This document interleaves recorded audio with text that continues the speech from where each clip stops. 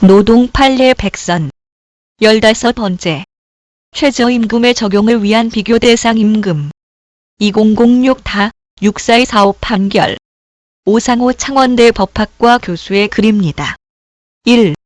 사실관계.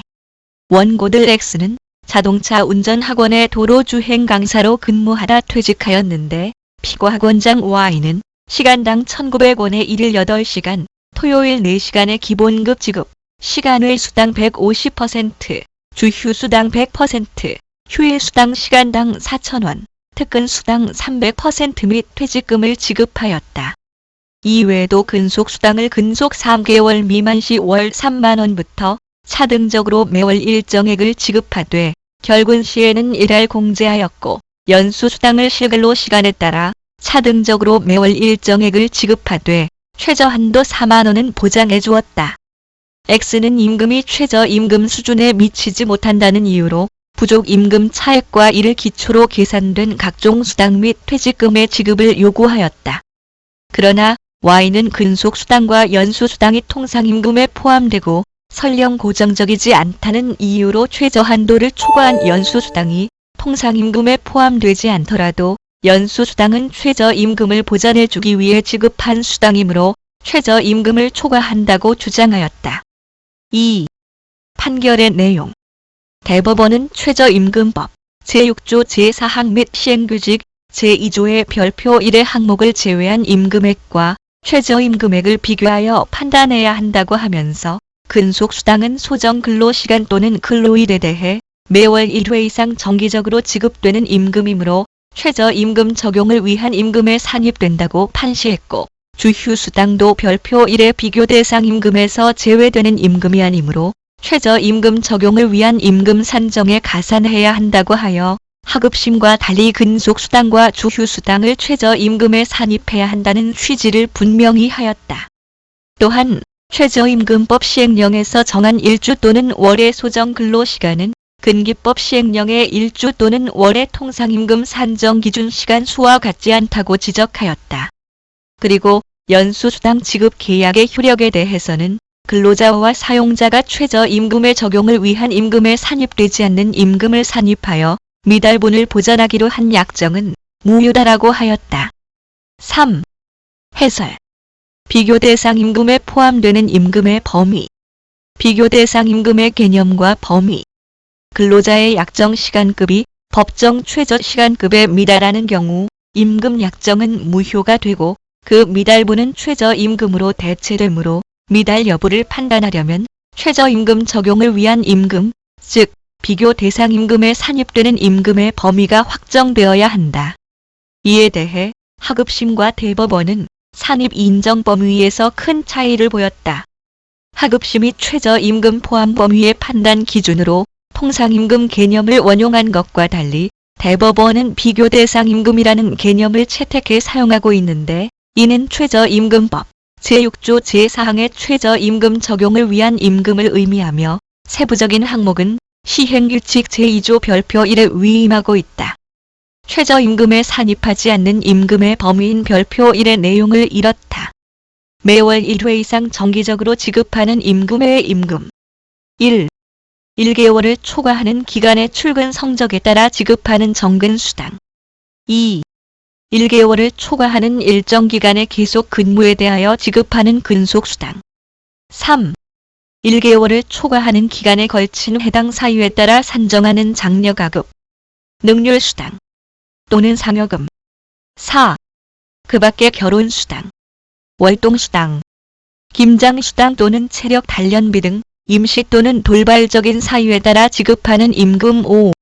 수당이나 지급 조건이 사전에 정해진 경우라도 그 사유의 발생일이 확정되지 않거나 불규칙적인 임금, 수당, 소정의 근로시간 또는 소정의 근로일에 대하여 지급하는 임금 외의 임금 1. 연차 휴가 근로수당, 유급 휴가 근로수당, 유급 휴일 근로수당 2. 연장 시간 근로, 휴일 근로에 대한 임금 및 가산임금 3. 야간 근로에 대한 가산임금 4. 일찍, 숙직수당 5. 그 밖의 명칭에 관계없이 소정 근로에 대하여 지급하는 임금이라고 할 수 없는 것. 그 밖의 최저임금에게 산입하는 것이 적당하지 않은 임금은 가족수당, 급식수당, 주택수당, 통근수당 등 근로자의 생활을 보조하는 수당 또는 식사, 기숙사, 주택 제공, 통근차 운행 등 현물이나 이와 유사한 형태로 지급되는 급여 등 근로자의 복리 후생을 위한 성질의 것. 이에 따르면 비교 대상 임금 개념은 소정의 근로에 대해 정기적으로 지급되는 임금으로 이해할 수 있다. 비교 대상 임금과 최저임금의 관계. 근속수당. 근속수당은 소정의 근로일에 대해 지급하는 임금이므로 별표일의 제2호에 해당하지 않고 출근일에 비례해 지급되므로 생활보조적이거나 복리후생적 성질로 볼 수 없어 최저임금 산입임금으로 보았다. 주휴수당. 주휴수당은 매월 1회 이상 정기적으로 지급되고 소정근로일 수 개근 시에 지급되며 생활보조나 복리후생을 위한 임금도 아니므로 최저임금에 포섭되는 임금 범위에 해당된다고 보았다. 하급심은 근속수당이 실근로일 수에 따라 지급 여부가 결정되거나 지급액이 달라지므로 고정성이 없어 통상임금이 아니고 따라서 최저임금 범위에 해당되지 않으며 연수수당은 최저한 도인 4만원만 통상임금에 포함된다고 결정했다. 반면 대법원은 하급심의 최저연수수당 부분은 그대로 확정했으나 최저임금 포함 여부가 근기법상 통상임금과 일치할 필요가 없고 최저임금법상 비교대상임금이 적용되어야 한다면서 근속수당과 주휴수당도 최저임금에 포함하여 비교대상임금의 범위가 확대되었다. 이 비교대상임금의 시간급 환산 방법. 최저임금에 미달하는 차액을 확정하려면 월급제 임금 체계하에서 비교대상임금에 포함되는 수당들을 시간급으로 환산하는 문제가 남게 된다. 하급심은 1주 44시간이므로 226시간을 산정 기준으로 선택한 반면 대법원은 1주 소정 근로시간인 44시간을 산정 기준으로 보았고 주휴수당 외에 월별로 지급된 다른 수당들은 월 소정 근로시간 수에 따라 191.2시간이 되어 통상임금과 비교대상임금의 시간급 환산 방법이 같을 수 없다고 판시하였다.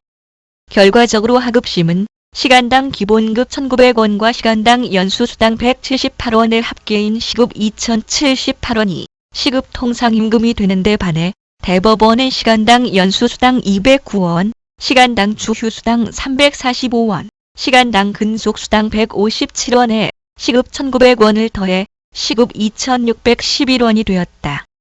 당시 최저 시급이 2,840원이었으므로 하급심 기준으로는 시간당 차액 762원을 대법원은 229원을 인정한 것이다.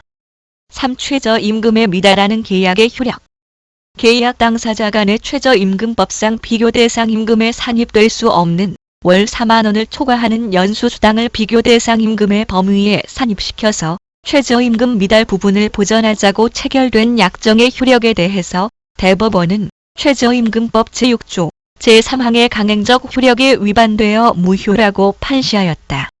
임금 수준은 계약 당사자 간에 자유롭게 정할 수 있는 것이 원칙이지만 최저임금법의 최저임금 수준 보장의 취지와 목적에 반하는 것으로 무효가 된다는 것을 명확히 한 것이다. 아무튼 이 판결로 인해서 많은 회사들이 최저임금을 적용할 때 어떤 항목을 최저임금에 포함해야 할지 포함하면 안 되는지에 대해 무지무지 헷갈려 하게 되었습니다. 통상임금과는 또 다른 적용 기준으로 최저임금 포함 여부를 판단해야 하다 보니 판단하기가 어려워진 것입니다.